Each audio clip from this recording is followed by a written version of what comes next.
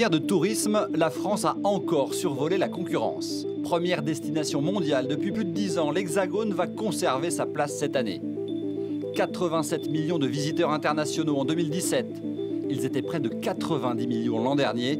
Le gouvernement en espère 100 millions en 2020. Même si le nombre de touristes asiatiques et américains a un peu diminué, le mouvement des Gilets jaunes n'a pas effrayé ces visiteurs du Louvre. Nous, on a évité les week-ends. Oui, on a évité la foule. Et si on voit beaucoup de monde au même endroit, on fait un peu plus attention à notre sécurité. Nous, on n'était pas inquiets. On a vu aux informations qu'il y avait des problèmes en fin de semaine, mais ça ne nous a pas empêchés de venir.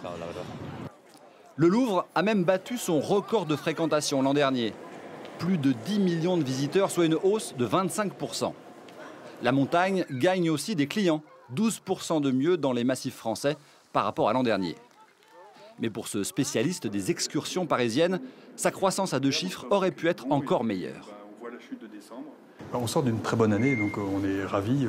Elle aurait été absolument excellente si elle n'avait pas été un peu perturbée sur la fin de l'année par les Gilets jaunes, qui ont tous les week-ends perturbé largement l'activité. Ces dernières années, les principaux concurrents de la France étaient l'Espagne et les États-Unis.